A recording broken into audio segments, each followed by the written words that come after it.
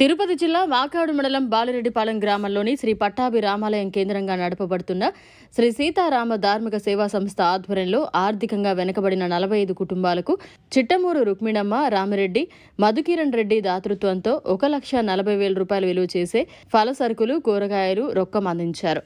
ఈ కార్యక్రమంలో పాల్గొన్న ముఖ్య అతిథులు మాట్లాడుతూ విదేశాల్లో ఉన్నప్పటికీ స్వదేశంలో ఉన్న ఆర్థికంగా వెనుకబడి ఉన్న వారి కోసం ఎంతటి సేవా కార్యక్రమాలు చేస్తున్న దాతలు చిట్టమూరు రుక్మిణమ్మ రామిరెడ్డి మధుకిరణ్ రెడ్డిలను హృదయపూర్వకంగా అభినందిస్తున్నామన్నారు. ఈ కార్యక్రమంలో దీవి సీతారామాచార్యులు, దేవి లక్ష్మీ నరసింహాచార్యులు, వికనసాచార్య స్వామి, దీవి శ్రీనివాసాచార్యులు, తమిరిస అనంతాచార్యులు, డాక్టర్ దేవి శ్రీనివాస్, డాక్టర్ నారాయణం వేణుగోపాల్, మేడూరు శ్రీనివాసమూర్తి, పరాశరం రామగోపాల్, తమిరిష హరిబాబు, దేవి జీవన్, రత్నాకరం రామ మనోహర్, లావణ్య, పద్మజ, రూప తదితరులు పాల్గొన్నారు.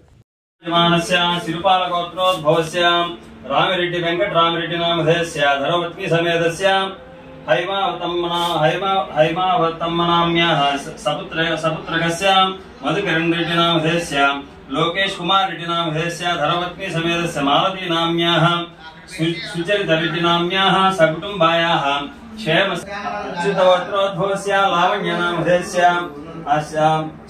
చిట్టుమూరు రుక్మిణమ్మనామ్యాః సకుటుంబాయాః క్షేమ సైర్ధైర్యభాయిరారోగ్య ఐశ్వర్యాభిచ్చర్థం వీక్షిత మనోవాంఛాం క్రియాబలహిచ్చర్థం సర్వకార్య అనుగ్రహబలహిచ్చర్థం.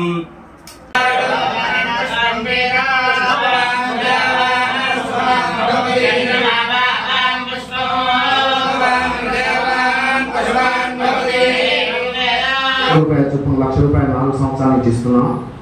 అలానే ప్రతి మాసంలో కూడా మాసం శ్రీవారి కళ్యాణోత్సవం అని హరిజన వాళ్ళు గిరిజన వాళ్ళు ఆర్థికంగా వెనకబడిన దేవాలయాల్లో కళ్యాణాలు చేస్తున్నాం.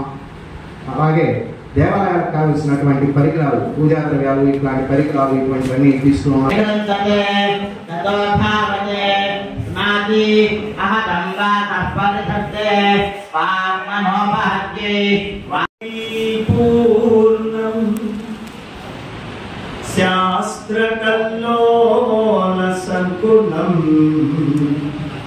శ్రీ సీతారామ ధార్మిక సేవా సంస్థ,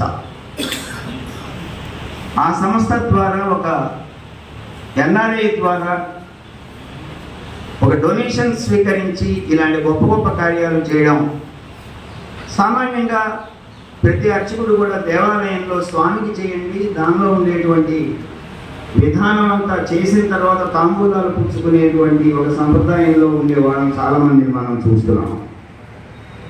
అలా కాకుండా సామాజిక సేవ చేయాలి అనే ఒక సంకల్పం కలిగిన మా అనంతకి అనేక మంగళాశాసనాలు చేస్తున్నాను నేను. మనకు ఉన్న దానిలో లేదనకుండా దాన ధర్మాలు చేయాలి.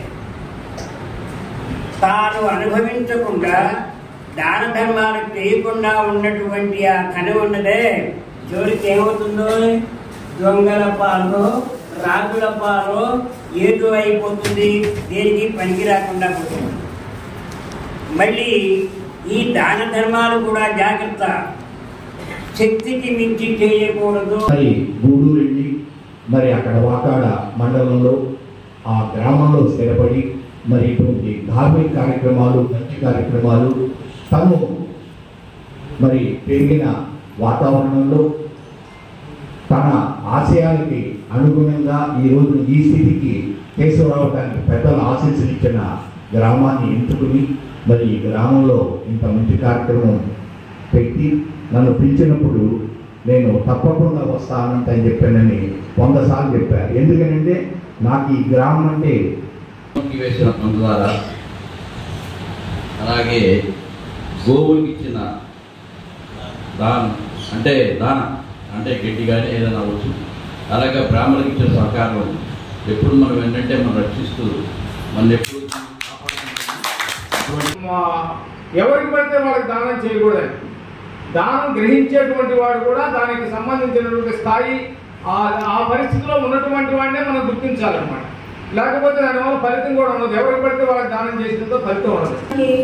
ఇంతమంది ఎవరు ఏవి దానాలు, అన్ని దానాలు గొప్పవి, ఏ దానము తక్కువ కాదు. ఏది లేకపోయినా కూడా పని జరగదు. కానీ అన్ని దానాల్లోకి కూడా అన్నదానం చాలా గొప్పది. ఎందుకనంటే మనం సంతృప్తిగా అవతల వాళ్ళని చాలా బాగుంది అని వెంటనే చెప్పగలిగిన మనస్తృప్తిగా చెప్పగలిగిన దానం ఏంటి అని అంటే అన్నదానం. అలాంటి అన్నదానం చాలా వరకు చాలా మంది చేస్తూ ఉన్నారు. అలాంటి ఆ దానంలోకి సంబంధించిన ఈ స్వయం పాపం అనేది ఎన్నుకోవడం చాలా గొప్ప విషయం.